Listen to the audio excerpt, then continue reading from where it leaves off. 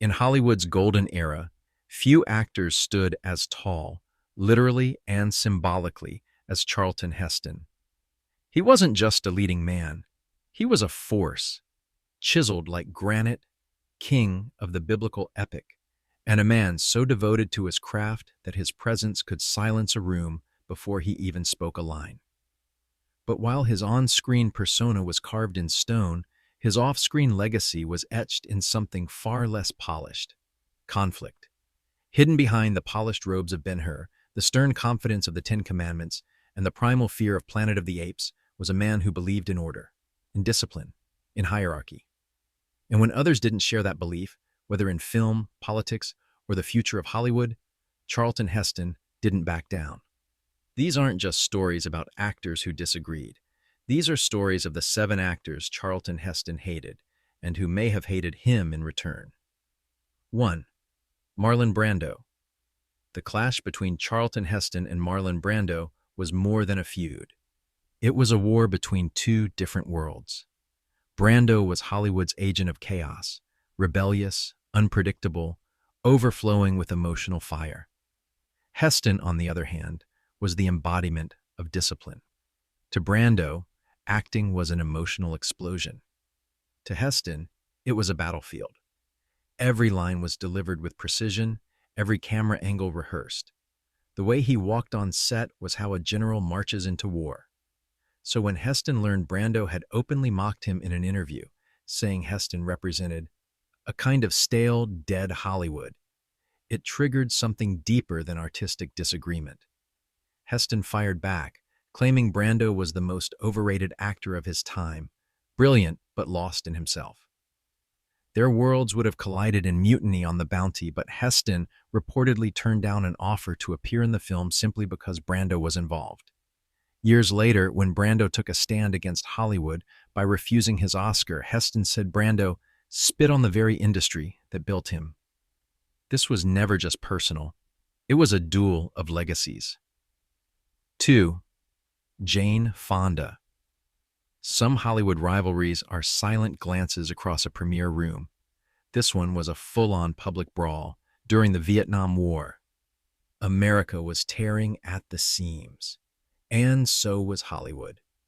Jane Fonda, bold, fiery, unfiltered, took a stand against the war, against the government, and against the soldiers themselves, in the eyes of some. Charlton Heston was the opposite. He spoke for the country, for authority, for tradition, and against what he called Hollywood radicals. When Jane Fonda traveled to North Vietnam, famously photographed on an anti-aircraft gun used to fire at U.S. planes, Heston exploded. He called her a traitor in pearls. Fonda shot back, calling Heston a mouthpiece for archaic power. At award shows, they avoided each other like poison. On talk shows, they used each other's names like weapons. To the public, it was a bizarre spectacle. Moses versus Hanoi Jane, but in a way, they needed each other. They became living symbols of 2 Americas, one roaring forward, one digging into its past, and neither would ever bend. 3.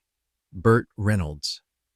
When Burt Reynolds busted through the doors of 1970s Hollywood with mustache, swagger, and smart-aleck charm, he didn't just become the biggest box office star in America. He became the future. And Charlton Heston hated that future. Heston saw Reynolds as everything wrong with the next generation: vulgar, unserious, undisciplined, and worst of all, beloved. Audiences couldn't get enough. And it burned Heston.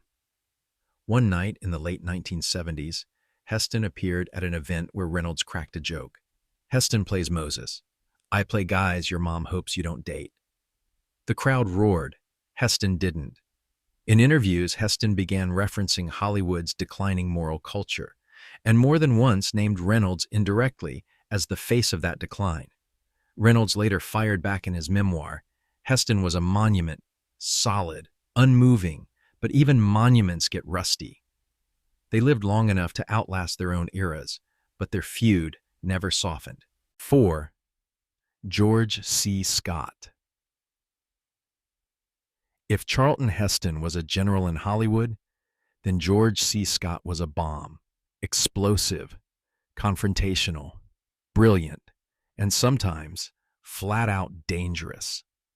Scott was famous for refusing awards, arguing with directors, and terrifying his co-stars. He believed acting wasn't a performance, it was a possession, a demon that took over the soul. Heston didn't buy it. Scott once mocked Heston at a studio dinner, saying, "Charlton doesn't act, he recites." Heston, enraged, walked out and later told the press he would never work with an actor who confuses madness with art. For a time, they were both up for leading roles in a film about the Roman Empire. Heston threatened to walk if Scott was cast. Scott later said, "Thank God I didn't have to spend 6 months shearing a horse with that marble statue." Call it pride, call it ego, call it gladiatorial rage. Whatever it was, it kept them apart forever. If you're still watching, you're part of a rare crowd, people who remember not just the films, but the people behind them. So if you haven't already, hit subscribe right now. Because Hollywood legends don't fade. They just need the right audience to keep their stories alive. 5. Rex Harrison. Rex Harrison wasn't just arrogant. He was a weapon of arrogance. Stories flooded the studio lots about him humiliating co-stars, barking at assistants, demanding a king's treatment on set. Even his own castmates said he treated every room like it was beneath him. Charlton Heston wasn't impressed. After a tense encounter at a Hollywood dinner, Heston told a reporter, "Harrison may be a star, but that doesn't make him a man." Harrison returned the favor by dismissing Heston as a walking jawline with a Bible. They both knew something fundamental. There wasn't enough room in one town for two legends with that much disdain. 6. Stephen Boyd. Ben Hur is one of the greatest epics ever made, but behind the scenes was a feud just as intense as the chariot race at its center. Stephen Boyd played Messala, the Roman prince who betrays Heston's character. Their chemistry on screen was electric, almost too perfect, because it wasn't acting. It was all real. Boyd resented Heston's coldness, thought he took himself too seriously. Heston called Boyd moody, unsure, and in need of control. The tension made the rivalry between their characters jump right off the screen. Two men, two kingdoms, one pair of reins. When Boyd wasn't cast in the sequel, he claimed Heston had quietly pushed to keep him out. Heston denied it. But the silence said enough. 7. Gene Kelly. Gene Kelly danced across stages. He smiled through rainstorms. He lit up screens with charm. But if you worked with him long enough, the clouds came. Many actors called Gene Kelly one of the most cutting, short-tempered, and egotistical stars in Hollywood.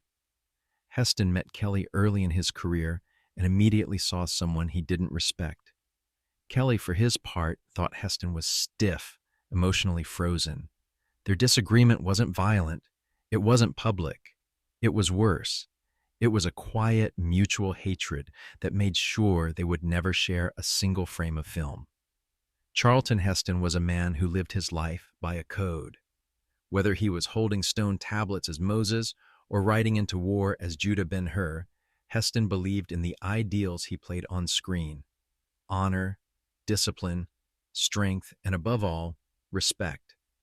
What makes his story fascinating isn't just that he clashed with other stars. It's that each feud pulled back a different layer of who Heston really was. He wasn't just fighting actors. He was fighting what he saw as the decay of Hollywood itself. Take Brando, for instance. Heston saw in him all the raw talent in the world. Wasted. A man who abandoned tradition and spit in the face of the system that made him a legend. To Heston, Brando wasn't just irresponsible. He was proof that Hollywood was losing its soul. Or Jane Fonda, who seemed to enjoy burning the bridges Heston spent a lifetime defending. Where she saw rebellion, Heston saw betrayal. Where she demanded change, he demanded order. The conflict between them wasn't about movies. It was about identity and legacy. And then there was Burt Reynolds. The face of a new Hollywood Heston didn't understand. A Hollywood with less class, less respect, and according to Heston, less purpose. Reynolds represented a world where movie stars didn't stand for anything. They just played everything. Each rivalry wasn't random. It was personal, carefully built over years. Heston wasn't the kind of man who made enemies easily. But once you crossed him, you stayed crossed.